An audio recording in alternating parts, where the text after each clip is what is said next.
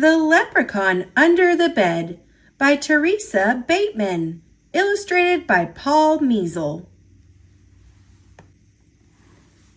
Brian O'Shea enjoyed his privacy. A leprechaun can be alone without being lonely, he liked to say. Indeed, he would know, for he made a snug home beneath the ground in an out-of-the-way spot. But time went on. Big, tall human people moved nearer and nearer, until one day a man named Sean McDonald started building a stone cottage right overhead. Brian tried leprechaun magic to stop Shawn. He made Shawn see headless ghosts and even a banshee rising from the foundation stones of his new cottage. But his plan backfired. "It's just like my sainted mother always told me," Shawn declared in delight. "The land of Ireland is full of magic and surprises." All too soon, a fine cottage stood over Brian's home, so he built a door under Shawn's bed. On moonlit nights, Brian would cobble outside. When it rained, he worked under Shawn's bed, deliberately disturbing the man's sleep. Yet, he didn't wish to be discovered. So, if Shawn moved, Brian would whisper, "Now, don't you be frettin' your wee little head. It's only the cat under the bed." After a week of restless nights, Shawn decided he had to know why he wasn't sleeping well. He went to bed, as usual, but though his eyes were closed, his ears were open. At midnight, the tapping began, and Shawn sat bolt upright. "Now, don't you be frettin' your wee little head.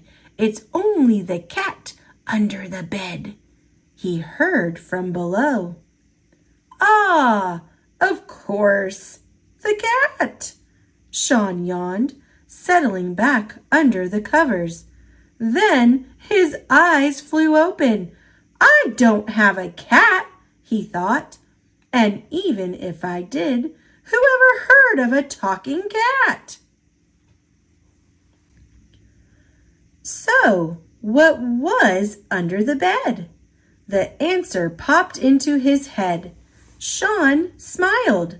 His mother had always said that a leprechaun in the house was a fine piece of luck he couldn't afford to lose. The next morning, Shawn made stirabout for breakfast and placed a bowl of it under the bed for the cat. At lunch, the bowl was empty, so he put in some stew.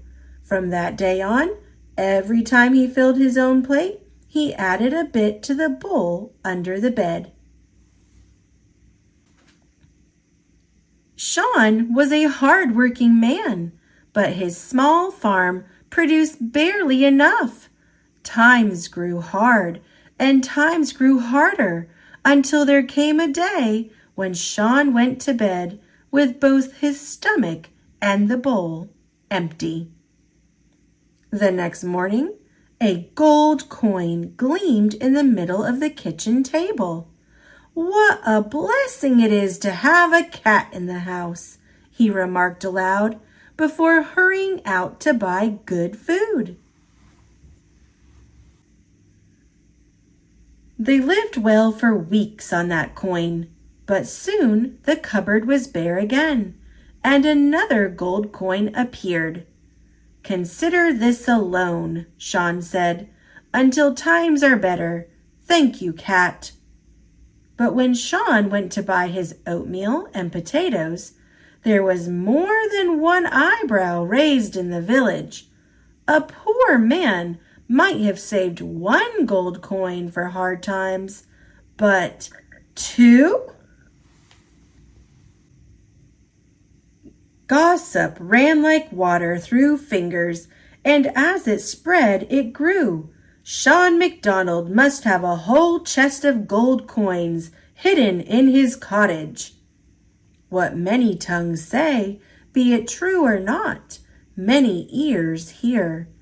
2 robbers caught wind of the tale and decided that no one deserved Shawn's gossiped gold more than they did. One crisp, dry morning, they hid outside, waiting for Shawn to leave.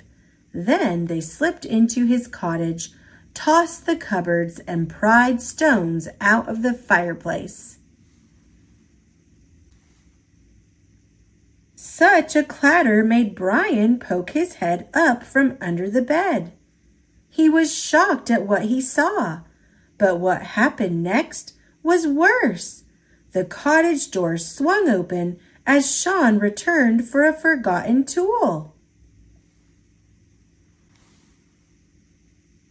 In no more time than it takes to tell, the robbers tied the poor man to a chair.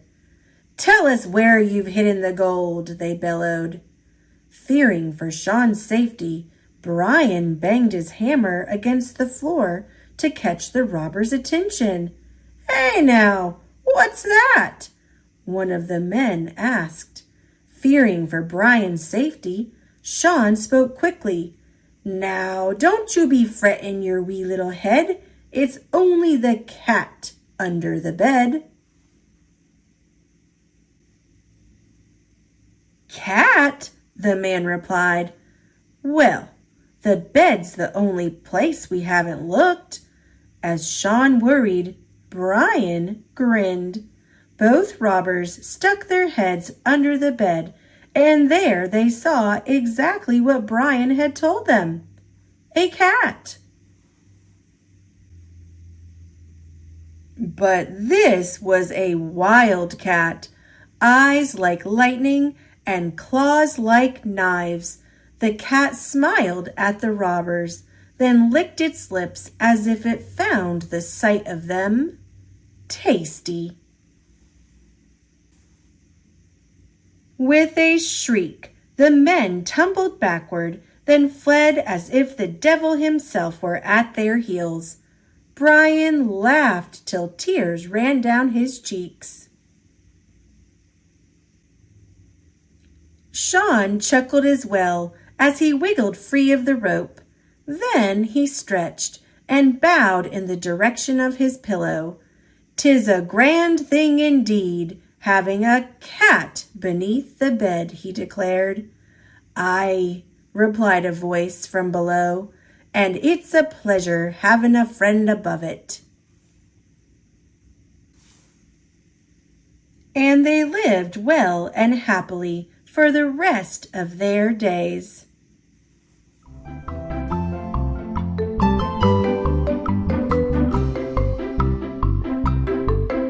Thanks for watching. Click subscribe. See you later, alligator.